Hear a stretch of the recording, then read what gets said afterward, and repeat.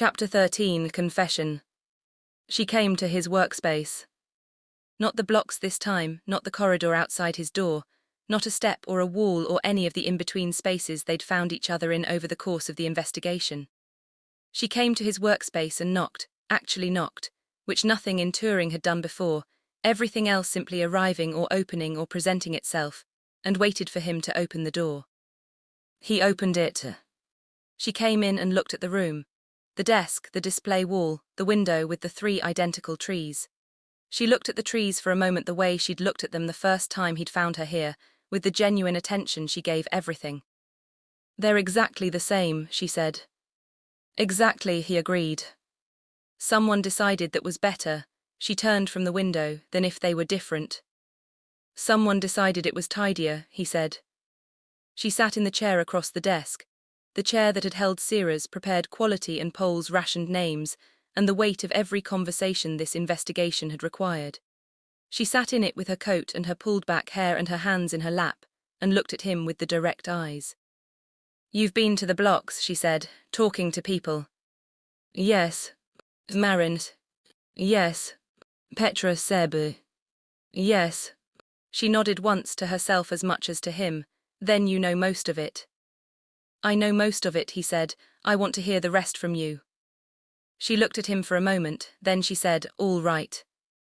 She told him everything. Not the way she told him in pieces in the corridor on the step at the edge of the almost wind. All of it in order from the beginning. Her voice had the quality it had when she was being most precise, the lawyer's voice, the voice of someone who understood that the full account mattered and that partial truths were their own kind of damage. She told him about the 6 years of corporate law. She had never told him the gap, and now she filled it, a case, as he'd suspected. A company, a community of people whose water supply the company had contaminated, a settlement negotiated behind closed doors that had compensated the company's shareholders, and left the community with a number that sounded large until you divided it by the people who needed it and the years they'd need it for. She had negotiated that settlement. She had been good at her job. The company had been grateful. The community had been adequate in the language of the document. She had driven home after the signing and sat in her car for 2 hours and understood that she had been good at the wrong thing. "I retrained," she said. "It took 3 years and I was older than the other students and I was starting over with considerably less money than I'd had." A pause. "It was the best decision I ever made, until it wasn't enough." "What do you mean until it wasn't enough?" he said. "I mean I won cases," she said. "I won more than I lost. I kept people in their homes, I kept communities intact, I stopped things that needed to be stopped. And then I died and I woke up here, and the thing I'd spent 22 years stopping was happening here in the language of the future, and I had all the same skills and none of the same tools because the tools I'd used were built for a world that no longer existed." She said it without self-pity, as a fact. 7 years, he said. 7 years, she agreed. Every mechanism the system provided. Counsel arguments, procedural challenges, formal objections, commissioned research, public record requests, proposals for alternative civic restructuring that would achieve Aldous' stated goals without the residential displacement. She paused. Aldous was good at his job. Every argument I made had an answer. Not because the answers were good, some of them were genuinely poor reasoning and we both knew it, but because the answers didn't need to be good. They needed to be sufficient to maintain the existing momentum. And they were. "And 3 months ago," Clover said. 3 months ago the vote timeline was confirmed and I did the calculation I'd been refusing to do," she said. "How many mechanisms remained, how much time each one would take, whether any of them could move fast enough." A pause. "The answer was no, not possibly, not with a good outcome, not in any scenario I could construct." She looked at her hands. "I'm a lawyer, I'm trained to construct scenarios. I constructed everyone I could think of." "So you constructed a different kind of scenario," Clover said.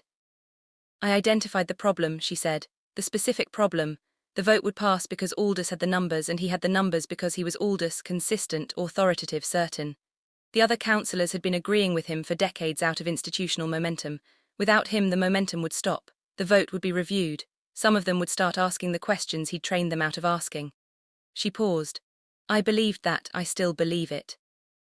"And the risk," he said, "that you were wrong." "Was always present," she said. "Yes," she looked at him steadily. "I'm not going to tell you it wasn't a risk, it was a significant risk.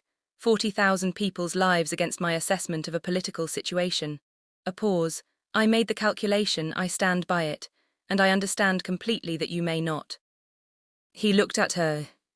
She reached into her coat pocket and placed something on the desk between them. He looked at it.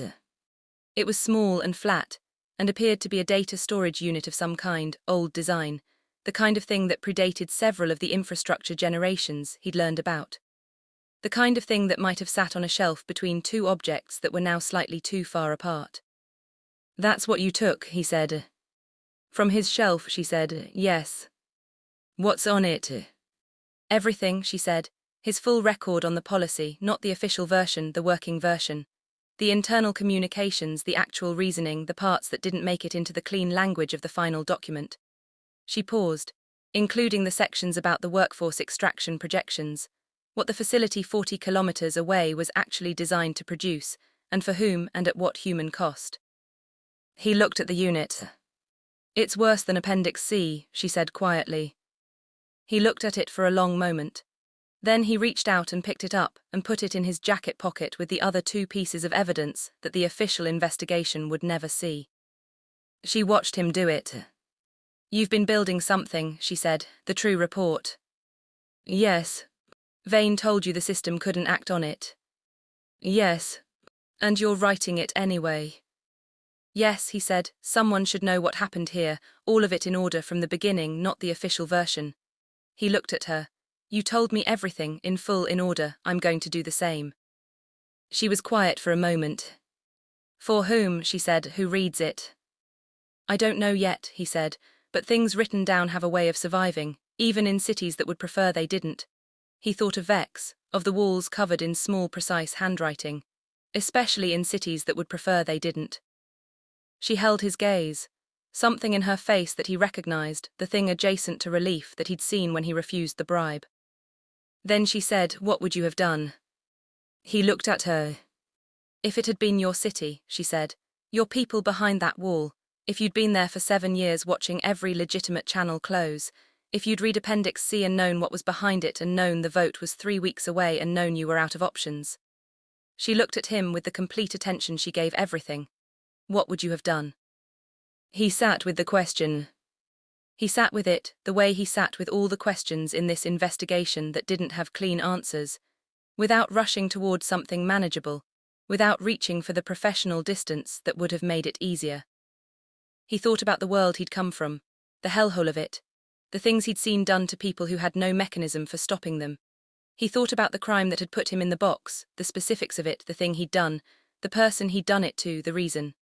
The reason that had seemed clear and necessary and right at the time, in the cold, specific clarity that came after anger, had transformed itself into something more durable. He thought about what the judge had looked like, tired, in the way of someone who had seen too many men like Clover. He looked at Ravens.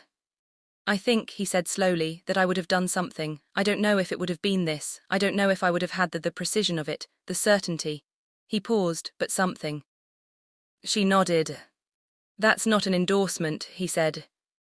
I know, she said, I didn't ask for one. And it's not absolution. I know that too, she said, I didn't ask for that either. A pause. I asked what you would have done because I wanted to know if you understood, not agreed, understood. He looked at her, I understand. Okay, she said quietly. He put his elbows on the desk. He looked at the storage unit in his pocket, the outline of it through the fabric. At the room. At the 3 identical trees outside making their careful argument for tidiness. What do I do with this, he said, not about the storage unit, about all of it. You're asking me, she said. You're the lawyer. I'm the defendant, she said, and then in the same breath without irony, I'm also the lawyer. A pause. What does justice look like here, Clover, in this specific situation? Not the general principle, the specific situation. Aldous is dead, the vote is suspended. 40,000 people are still in the blocks, still standing with a baby named after me who is going to grow up there unless something changes. She looked at him. What does handing me to the council accomplish? He was quiet. It doesn't bring Aldous back, she said. He wouldn't want to come back, he didn't call for intervention. It doesn't undo the policy. It doesn't change the council's fundamental position on the blocks. She paused. What it does is give the administration a resolution. A clean one. A narrative they can manage. Radical element eliminated, civic stability restored, business as usual. And then in 6 months, a year, when the attention has moved on, someone else proposes the vote with slightly different language and slightly better preparation. He looked at his hands. So you're saying justice and the right outcome are pointing in different directions, he said. I'm saying the system that would administer justice here is the same system that wrote Appendix C, she said, and I'm asking you what you think that means. He sat with that. The room was quiet. Outside, the 3 identical trees stood in their triangular formation. Somewhere in the city, the administration was making decisions and issuing reviews, and managing its civic operations with the smooth efficiency of something that had been doing it for centuries, and intended to keep doing it. Somewhere in the blocks, a baby named Raven was existing in the ordinary, extraordinary way of new things. I don't know, Clover said. She looked at him. I genuinely don't know, he said. That's the honest answer. I've been a detective for I don't know how long anymore, across a gap I can't fully calculate, and I have never sat in front of someone and said I don't know what to do with what you've told me. He looked at her. You've broken something in my process. Good, she said quietly. Your process needed breaking. He almost laughed. She almost smiled. The almost of both things filled the room in a way that was its own kind of answer to a question neither of them had quite asked. Tomorrow, he said. Tomorrow, she agreed. The market, Marin's bread. I told her to make the good kind, she said. She told me, he said. She gave me some last night to keep. Something moved across Raven's face, the full weight of it briefly visible before the composure came back. She wasn't supposed to give it to you until tomorrow, she said. She decided I needed it last night, he said. She has excellent judgment. She has extraordinary judgment, Raven said. She always has. A pause. She named her granddaughter after me, did Petra tell you? Yes. I told her she didn't have to. What did Marin say? Raven looked at the window, at the 3 trees, at the decided sky beyond them. She said the name had earned itself, she said quietly. She said a name that belongs to something worth remembering belongs to the future too. He looked at her profile, the composed face, the real-time eyes that were doing, currently, something very human. She's right, he said. Raven was quiet. Come tomorrow, she said, early, before the market gets busy. She stood with the practical ease that was always her way of standing. I want to show you something in the blocks, something I haven't shown anyone. What is it? Tomorrow, she said, again the gentle definiteness of it. The lawyer's word, the word that closed argument. She moved to the door, stopped with her hand on the frame, in the mirror of the way she'd stopped the first time she left this room, and turned back. Clover, she said. Yes. Whatever you decide to do, she said, with the report, with the case, with all of it. She held his gaze. You're the right kind of difficult. He sat with that after she left. The right kind of difficult. He looked at his paper, at the notes accumulating in his specific handwriting, the true account, the full record of what had happened in this city, in the language of someone who had been trying to understand it rather than manage it. He picked up his pen. He kept writing. He still didn't know what he was going to do. But the writing needed to be done regardless. Some things needed to exist in the record, even when the record had no official home, even when the city that produced them would prefer they didn't. Especially then. He wrote until the administrative morning became the administrative afternoon, and the light outside remained exactly the same, and the 3 identical trees stood in their formation, and the city managed itself, and somewhere in the blocks, the name Raven was being spoken by people who meant it.